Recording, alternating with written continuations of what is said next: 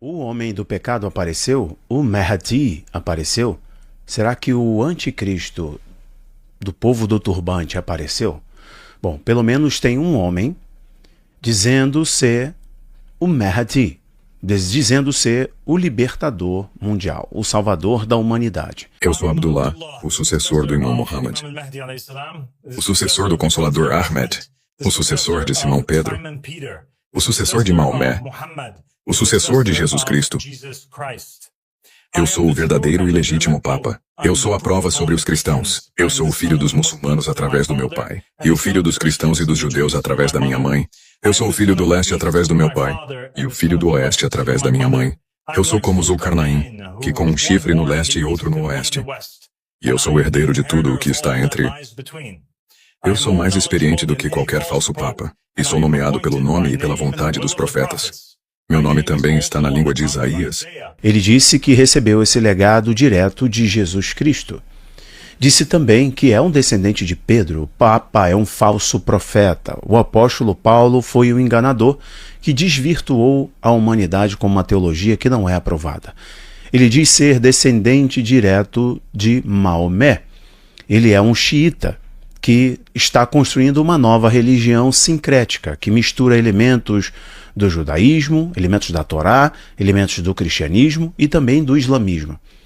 Ele está criando uma plataforma que ele chama de Paz e Luz, uma nova religião mundial. Ele se diz abertamente, claramente, o Mahdi, o Salvador da humanidade, o Messias. Bom, falsos cristos, falsos messias surgiram no decorrer da história. Falsos messias judeus também surgiram no decorrer da história, né? No século XVII, Zabatai Zevi, que depois se converteu ao Islã, muitos falsos cristos, dos mais cômicos aos mais sérios, que levaram as pessoas, inclusive, né, a tirarem a própria, você sabe, né? Desde as personalidades da internet que no dia de hoje, na África, estão dizendo que são encarnações de Jesus Cristo. Todas essas aberrações, para mim, são diferentes dessa daqui.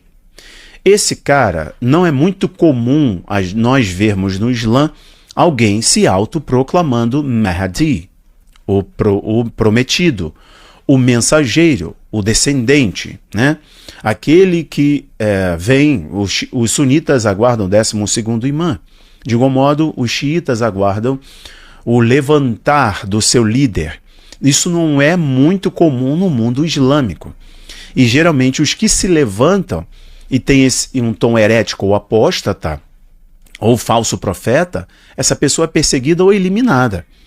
Este cara, ele mora nos Estados Unidos, nasceu nos Estados Unidos, e ele prega em vários lugares da América e também do Oriente Médio, sempre cercado de uma multidão, em um lugar escuro, falando pausado como os gurus, os falsos mestres, de modo pausado, com palavras de ordem, e a multidão proferindo palavras que são palavras bem conhecidas, se você conhece um pouco da literatura islâmica, são palavras de ordem, são proclamações para o líder, para o Mahdi. Ele se autoproclama o Messias. Eu estou aqui com um canal deles no YouTube, dá uma olhada nisso daqui, olha o canal dele no YouTube, e aí eu vou manusear para você, como você pode ver aí, esse aqui é o canal. E o canal já traduzido é o Mahdi apareceu. O Mahdi é o líder islâmico. Assim como o cristianismo fala sobre um falso Messias, um anti-Messias, portanto, o anticristo, né? E nós aguardamos a volta do Senhor Jesus, o judaísmo aguarda o seu Mashiach, o seu ungido, né? Que será o seu libertador. O Islã, do mesmo modo. Passado o período da pequena ocultação, depois da grande ocultação, eles dizem que o Mahdi vai surgir e vai contar com o apoio do Isa, que é um tipo de Jesus, segundo a literatura escatológica islâmica, que não está no Alcorão, está nas sunais, etc., nos ditos orais e por aí vai. Então as três religiões monoteístas aguardam esse momento pleno, né, do mundo para a manifestação, os cristãos, segundo a orientação de Cristo, do falso Messias, né? Mas nós não aguardamos a manifestação do falso Messias. Nossa expectativa é na manifestação do Cristo. Inclusive o livro de Apocalipse começa com a revelação de Jesus Cristo. Então, apesar de ter descrições do momento, seja em Apocalipse e João, ou a carta de Paulo aos Tessalonicenses, no capítulo 2, que ele fala sobre a apostasia, a revelação do homem da iniquidade depois do dia do Senhor, nosso coração não está na expectativa da apostasia, de se esfriar o amor, aumentar a iniquidade, a revelação do homem e do pecado. Não, nossa expectativa está na revelação que João recebeu de Jesus Cristo, ou seja, na manifestação de Jesus Cristo. Então, nós entendemos, assim como o mundo islâmico entende que vai aparecer o seu Salvador, e de igual modo o mundo judaico, né? A escatologia judaica. E há muitas semelhanças entre o anticristo mencionado na Bíblia, o falso profeta, a marca da besta, etc., com a literatura islâmica nas sunais, sobre Damasco, como que ele aparece, o que ele vai fazer, né, o que vai acontecer no mundo, etc. Isso daqui é estranho, ver essa figura no mundo islâmico. Esse cara está livremente pregando no TikTok, com os seus sermões, pregando na internet, com canais no YouTube, recebendo doações e aglutinando seguidores de vários lugares do mundo. Tá aí o canal. Tem muitos vídeos, tá, pessoal? Não vou colocar tudo. Olha ele.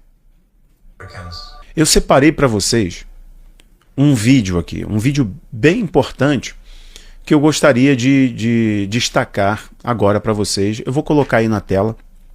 Assista essa pregação. Esse vídeo aqui vai ficar um pouco longo. Depois eu vou dando as características dele, tá? Eu vou colocar um sermão todo dele. Escuta isso daqui, presta atenção. Principalmente por volta do minuto 11 do vídeo. Olha isso aqui. Um sinal não menos grande do que a terra engolindo Corá. A terra engoliu o falso papa. Ele foi morto pelo mero sopro dos crentes cantando: o beque para o Basidik, o beque para o Basidik, o beque para o Basidik.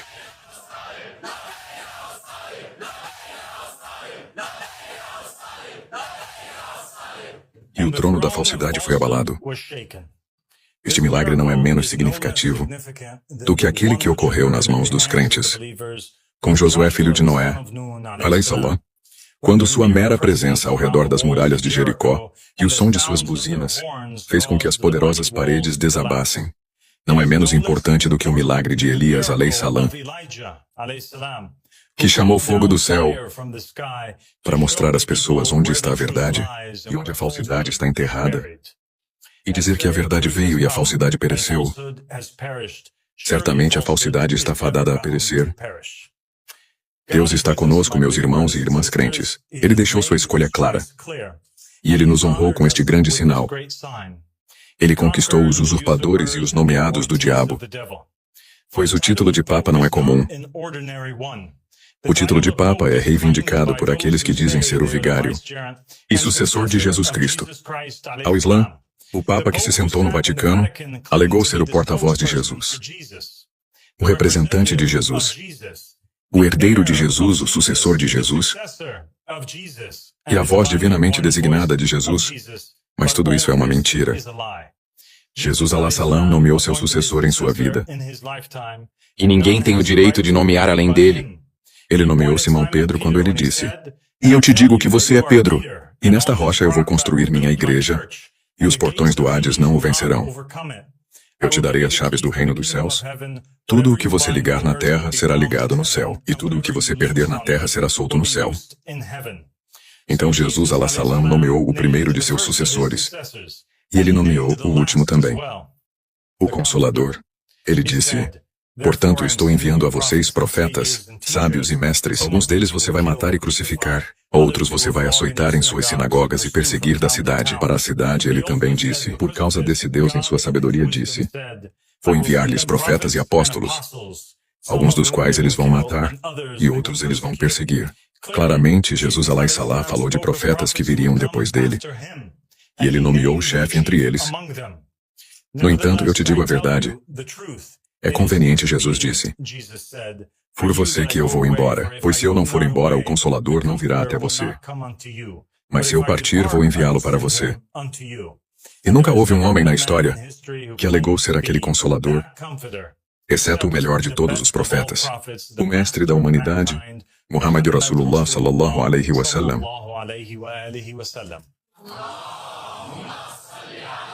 Muhammad Ali.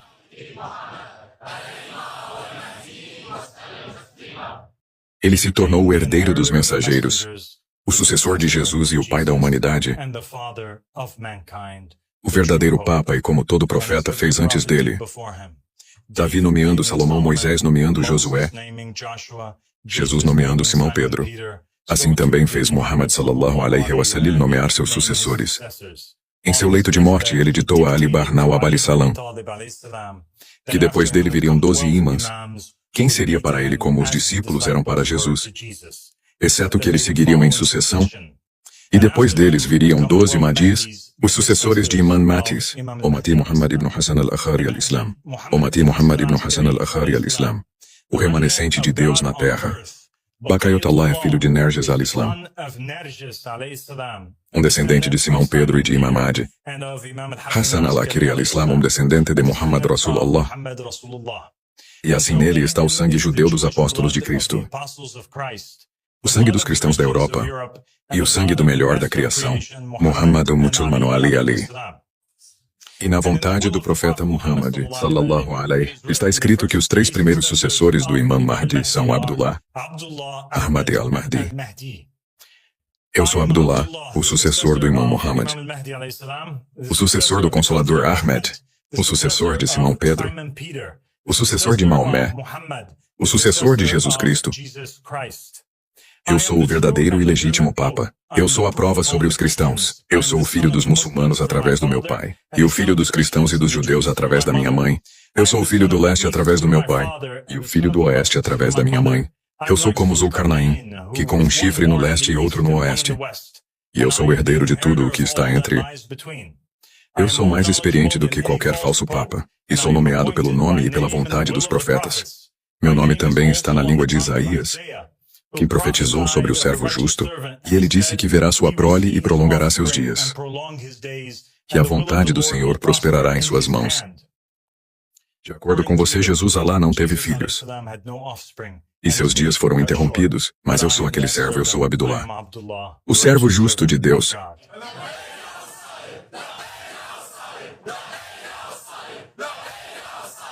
Eu também sou o servo justo mencionado por Jesus salam, quando ele disse: quem então é um servo fiel e sábio? Quem seu Senhor fez governante sobre sua casa, para dar-lhes carne e temperar. Abençoado é aquele servo a quem seu Senhor, quando ele vier, o encontrará fazendo em verdade. Eu digo a você que ele o tornará governante sobre todos os seus bens. E eu fui feito governante sobre todos os seus bens. Agora, os cristãos no leste e no oeste, ouça-me e obedeça. Eu sou um mensageiro enviado a você por Jesus Cristo, alaihissalam. O apóstolo Paulo é falso e desviou você. A igreja é corrupta e não defende mais a lei de Deus, nem defende os oprimidos. O papado foi roubado e o herdeiro legítimo foi deixado de lado. Não há mais ninguém além de mim que você é obrigado a obedecer. Que Deus seja uma testemunha que eu proclamei. Meus irmãos, bom, o que ele proclama, o que ele prega, está claro aqui para vocês. Ele faz a alegação de que por parte de mãe ele é descendente de cristãos e judeus, por parte de pai ele é de origem muçulmana. Então, basicamente, o que ele está fazendo é criar uma religião mundial.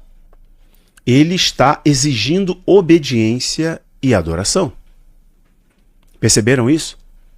Perceberam como que esse líder falso que provavelmente não é esse cara, mas ele está preparando o terreno?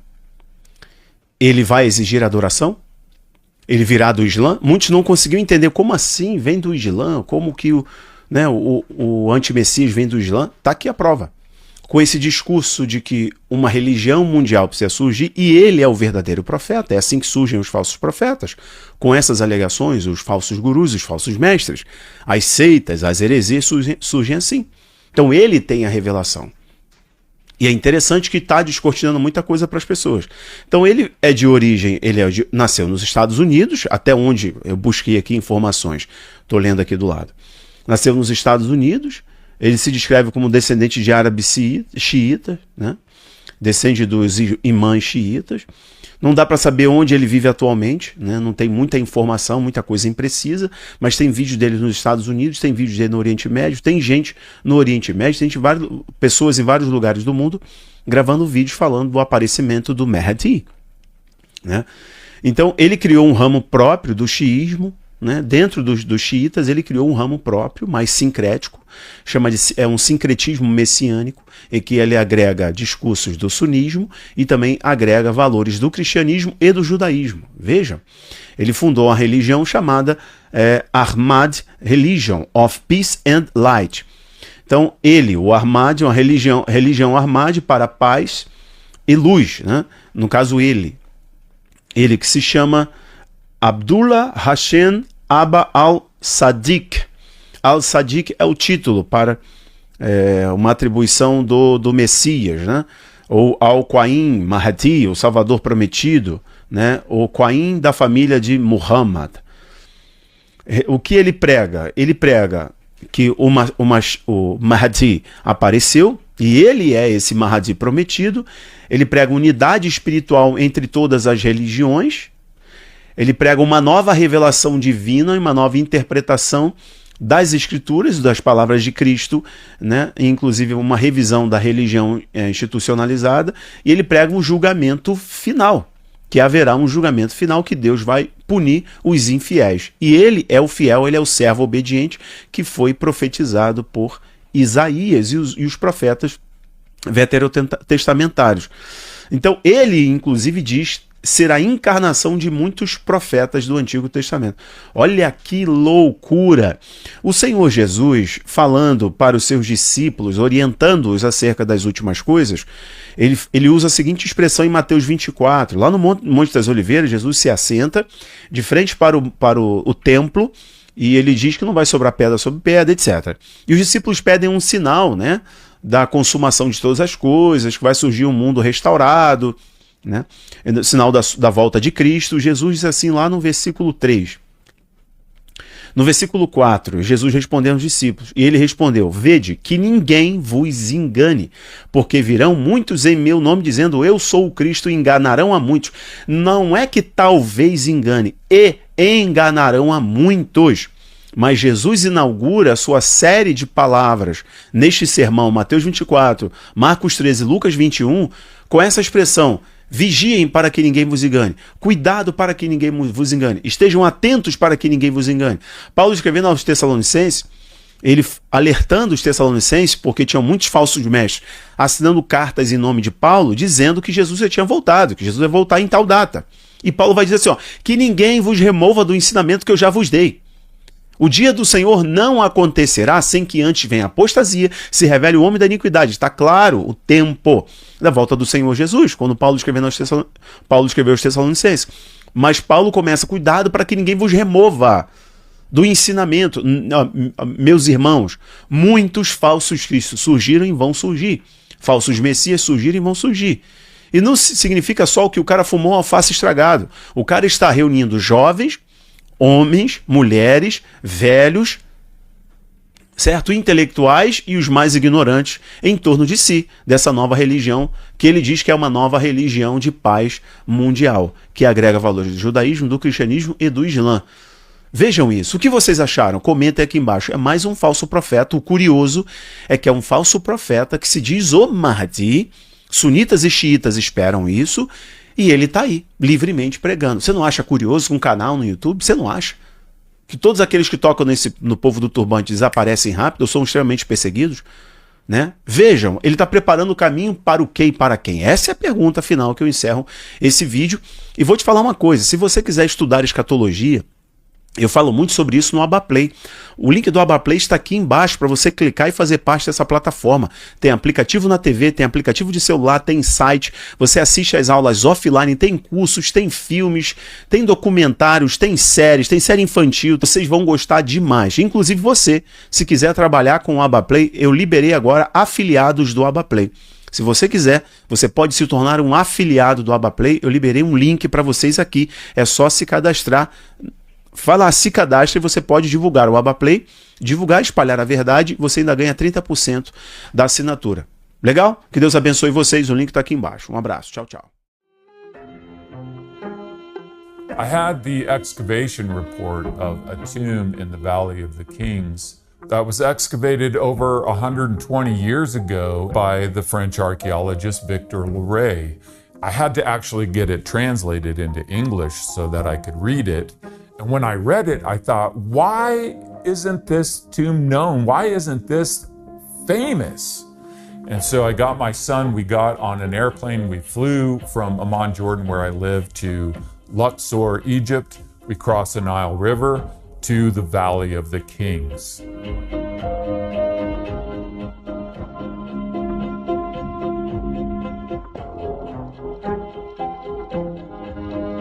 So in 1898, Victor Loret was here excavating at the base of this cliff behind me here. And he saw the chisel marks were coming down and concentrated in the area that he was unburying. He realized he was at the entrance of a tomb, and then he found a funerary statuette in front of this tomb with the name Amenhotep II on it. So by the time he had opened up the entrance to the tomb and he and a co-worker entered into that tomb, he already knew that this was the tomb of Amenhotep II. Now, regardless of what we might believe about the Exodus pharaoh, we should hear the story of this discovery and understand what the Bible has to say about it.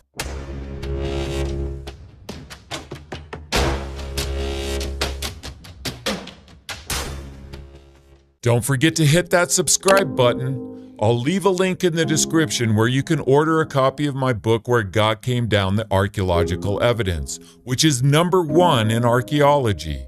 I'll also leave a link where you can make a donation. These are greatly appreciated and used for the production of future videos. Loret wrote, "The state of the gallery showed that the tomb was not untouched. I expected this because of the broken antiquities found outside." When Loret got into the tomb, he could see that it had already been looted. This is typical. Almost all of the tombs that found in the Valley of the Kings had been looted at some point in the past. This meant that all the valuable things would have been taken by the looters, and only what they would consider not to be valuable would be in the tomb.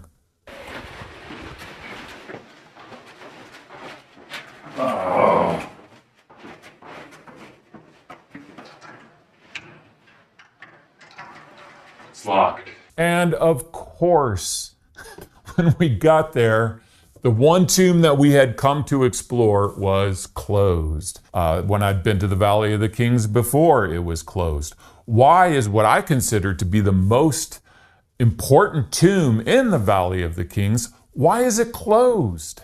And so I'd lived in the Middle East long enough to know that if there's a lock, then somebody's got a key. And if you can find that somebody or find somebody that knows that somebody, then you can usually barter a deal.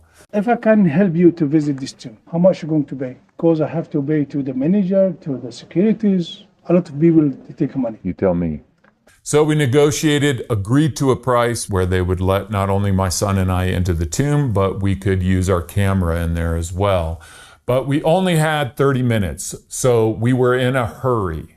So we're here at the now excavated tomb of Amenhotep II, but me and my production assistant David have recreated it for you in 3D, just to kind of give you a feel of what it might have looked like for Loret, the original excavator, as he was going through this tomb for the first time, just by the light of a candle.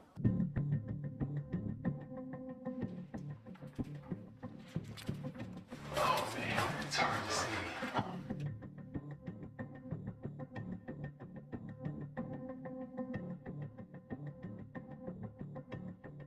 After walking and at times crawling through the long tunnel, Loret and his foreman soon came to this deep shaft.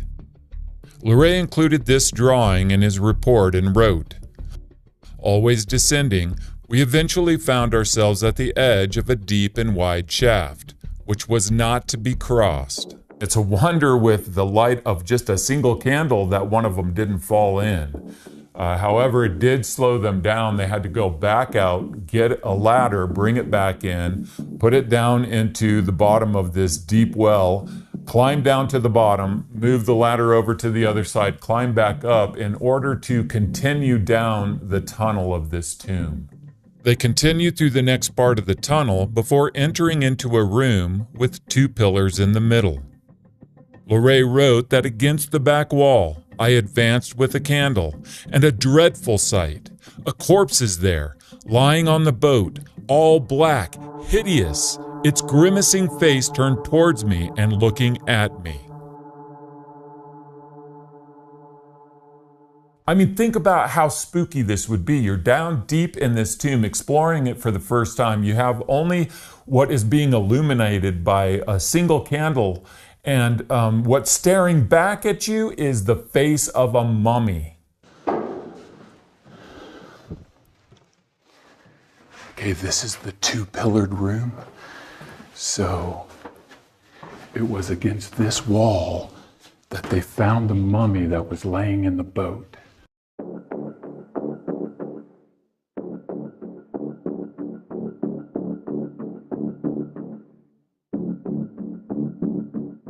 Lorray wrote, "At the end, a door opens into the darkness. We advance, and with astonishment we distinguish an immense room, entirely decorated, supported by 2 rows of 3 pillars on which are painted life-size groups representing a king in the presence of a deity. It is indeed him. It is indeed Amenhotep II.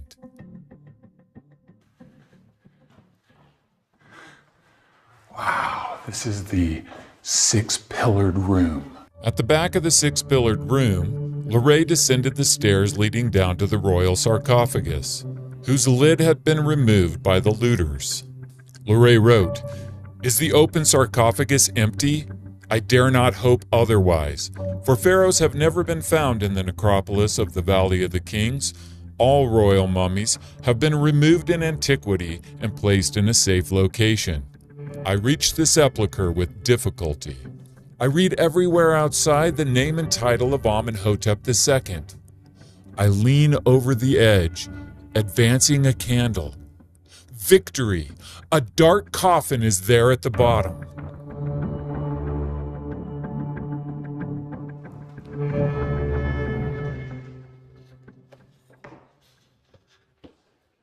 This is the staircase that came down. This is the sarcophagus of Amenhotep II. So Lorray is explaining that when he comes in here, there's broken antiquity all over the floor. And so he creeps over here. He sees that the lid is off the sarcophagus. He looks over the edge and down in, and to his great surprise and delight, there is a coffin at the bottom of the sarcophagus. So at this point, Lorray doesn't try to open the coffin. He comes back up the stairs into the main chamber. In the 6-pillared room, Lorray found funerary statuettes and wrote, "All are in the name Amenhotep II. One of them, however, bears the name of the royal prince, Weben-Senu."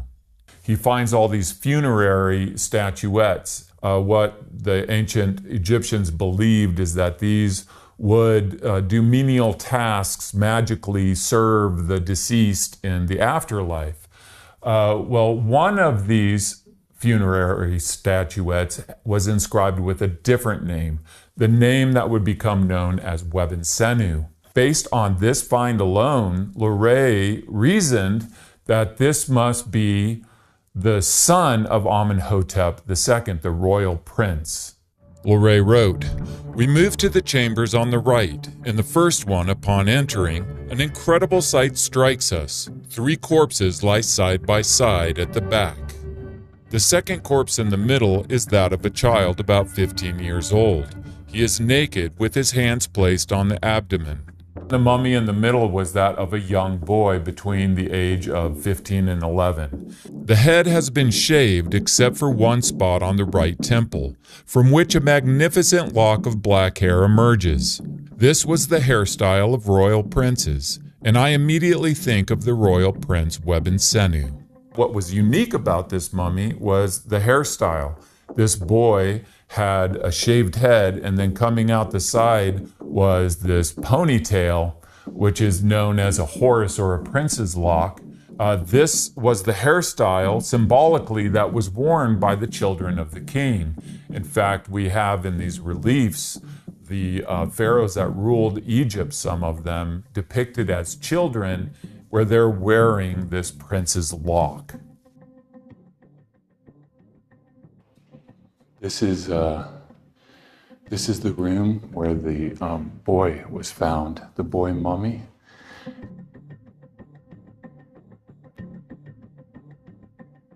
Oh, that's where his mummy is. Okay, this is the mummy of the boy that's still in this coffin in the room where it was discovered.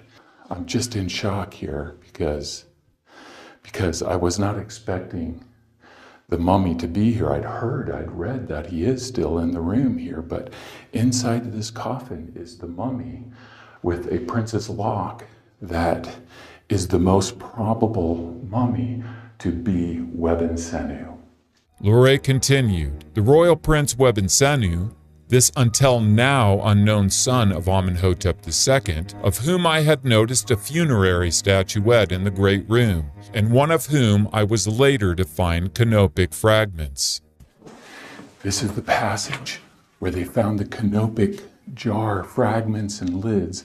So afterwards, what Luray also found in the tomb was these fragments of what are called canopic jars. And one of them was inscribed with the name Webensenu, and also had the saying, King's son of his body. Now, what is a canopic jar? In the mummification process, they removed the organs from the body and they treated them separately, and eventually they were placed in what is called a canopic jar. And then oftentimes a jar was inscribed with the name of the deceased whom these organs belonged to. And so this was slam dunk evidence that Webensenu was buried in this tomb, because here we have his organs in this jar inscribed with his name. So the interpretation of Luray was very logical and obvious. He identified the mummy of the young boy as the royal prince, the son of Amenhotep II, and that this was his mummy. Now, it's not just Luray's interpretation, but we have the standard work of the royal families in a book called The Complete Royal Families of Ancient Egypt.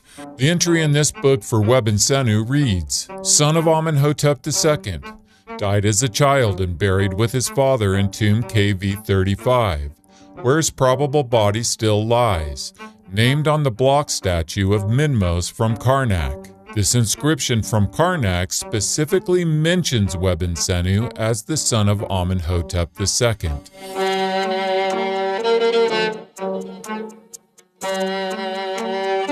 So afterwards, he goes to the chamber on the left. He looks in there. He sees 9 coffins that are stacked next to each other in this chamber. And he doesn't try to open them at this point. He looks around some more, he makes his way out of the tomb, and this is the end of his initial exploration of the tomb of Amenhotep II. Later, he comes back into the tomb for the purpose of removing the mummies from their coffins, and of course the most important one is the coffin that he found at the bottom of the royal sarcophagus.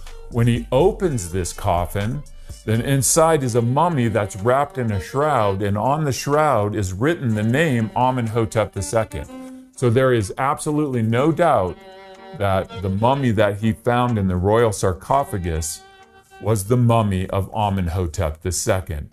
So this mummy was taken then and further studied by G. Elliott Smith, and his work was published in the Catalog of the Royal Mummies. And what he found particularly unique about this mummy was that, as he described it, the whole body was covered with what he called tubercles, these boil-like sores. And he didn't know if it was a disease that caused this or if it was something else, but he said, he wrote down, they are certainly unusual. And so unique, actually, that of all the mummies that were found in the Valley of the Kings, the only one that was covered with these boil-like sores was the mummy of Amenhotep II. Let's look at this one.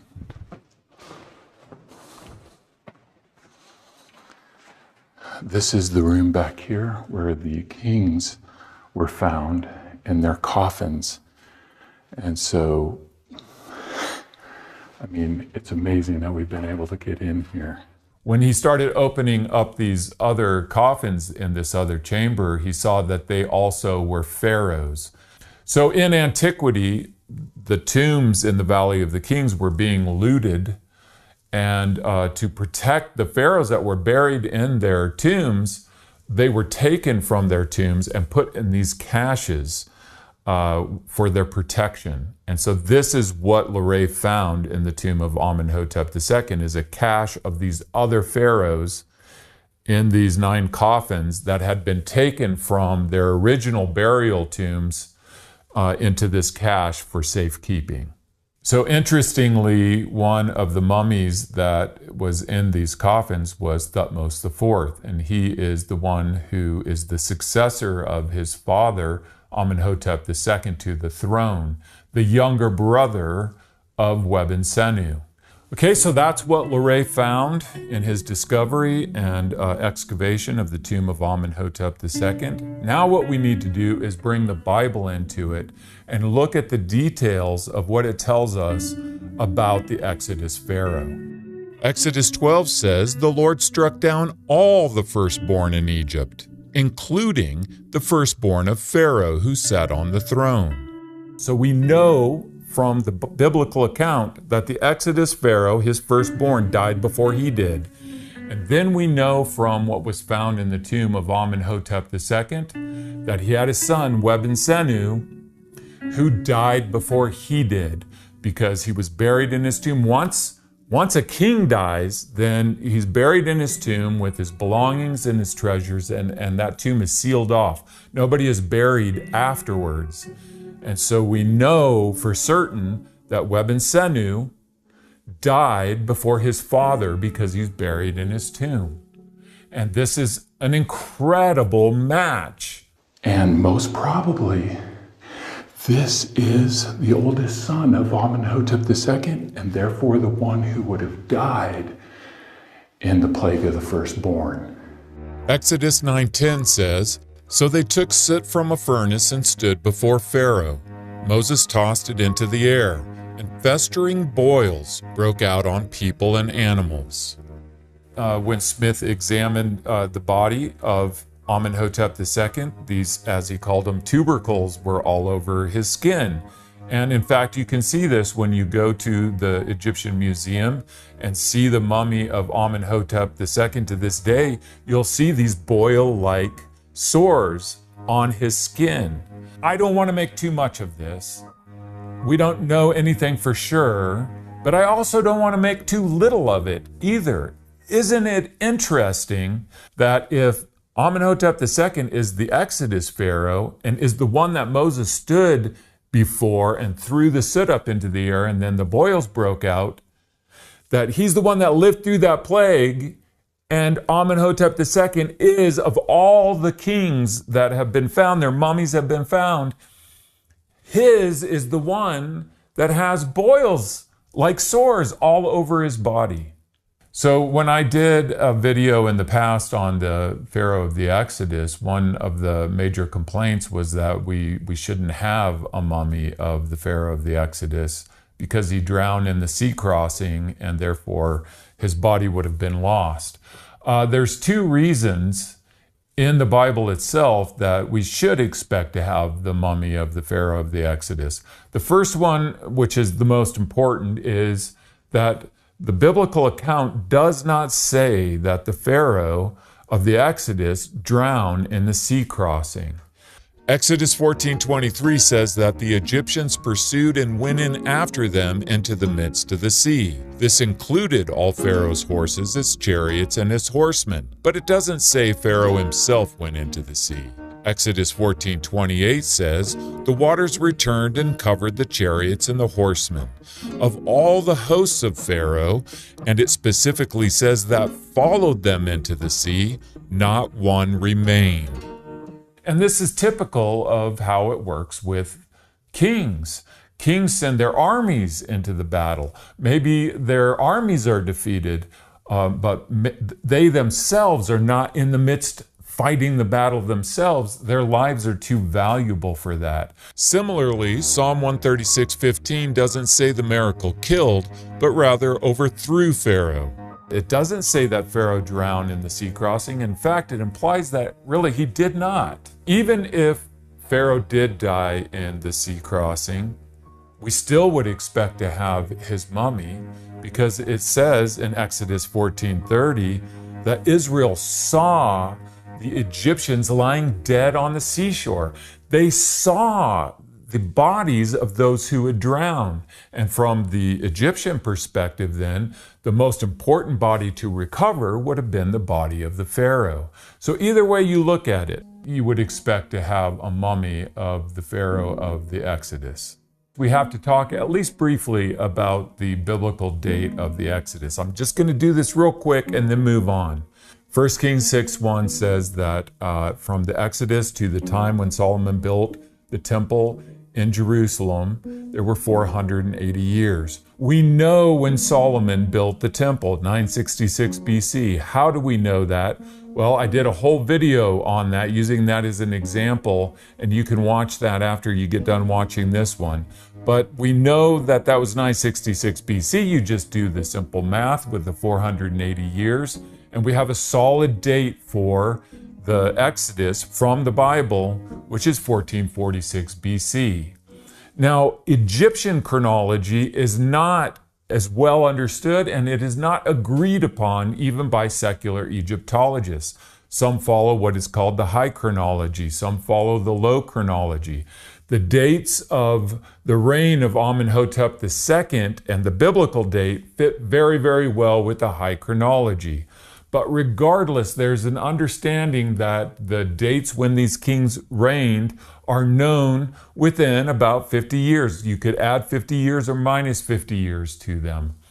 The point that I want to make before moving on is simply this, that if we take the biblical date for the Exodus, and whether we follow the high chronology or the low chronology, whether we add 50 years or take 50 years from it, we're still looking for the Exodus Pharaoh in the 18th dynasty of Egypt. The 17th dynasty is way too early. The 19th dynasty is over 200 years too late. So the Exodus Pharaoh is somewhere in the 18th dynasty.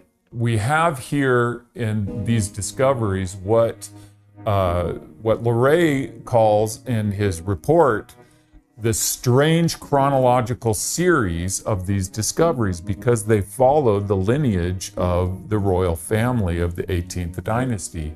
Before he found the tomb of Amenhotep II, previously in that same excavation season, he had discovered and excavated the tomb of Thutmose III, the father of Amenhotep II.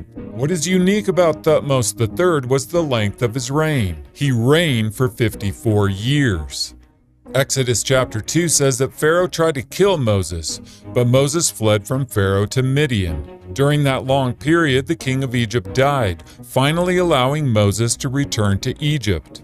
This long period, when Moses was in Midian, we are told in Acts 7:30, ended after 40 years. And then he comes back, and at this point, then the next Pharaoh is reigning, and this is the Pharaoh of the Exodus. So in order for this to work, then we need the predecessor of the Exodus Pharaoh to have a very long reign of over 40 years.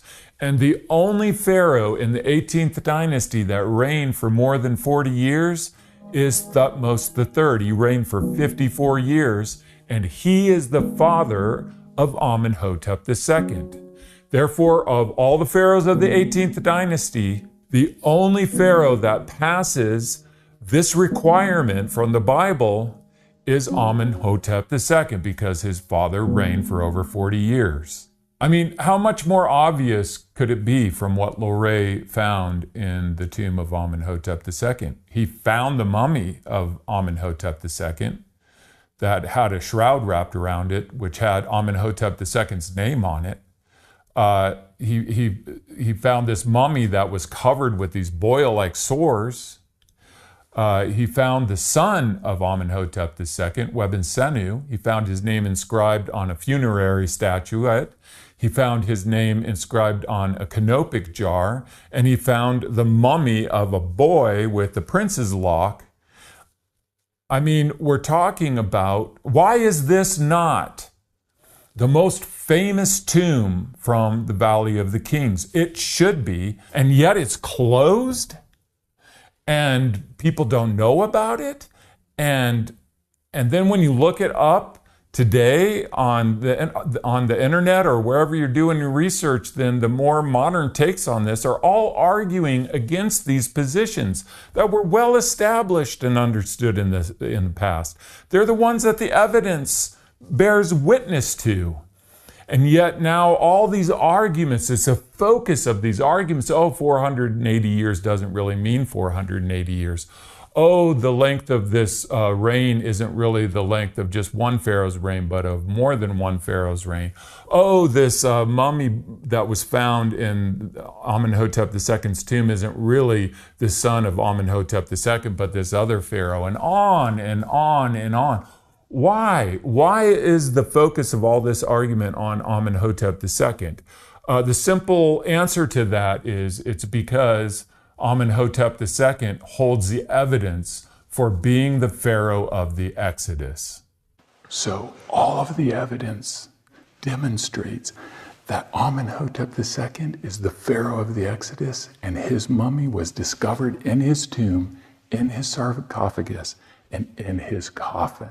So why does this even matter? It matters because the Exodus event is a real event. The Israelites are real people. The Pharaoh that held them in bondage and slavery was a real Pharaoh. And the God of the Bible is also real, who came and broke the power of Pharaoh to set his people free so that they could be in relationship with him. The same is available to us today. It says in the Bible that all people are enslaved to sin, but that God himself became a man in the person of Jesus Christ and died for the sins of man to break the bondage of sin so that we could be freed from our slavery and enter into a relationship with the living God. Don't forget to hit subscribe. It really helps get this information out to more and more people. I'll leave a link where you can order a copy of my book. Thanks to all of you that have left reviews. Thanks for making it #1 in archaeology. I'll also leave a link where you can donate. It's your generosity that fuels the production of future videos. Thank you so much. Also, I'll leave a link up here where you can watch the next video, how we know the dates for the Bible in the Old Testament. Very good supplementary information for what you've learned in this video. Thanks for watching, and I'll see you next time.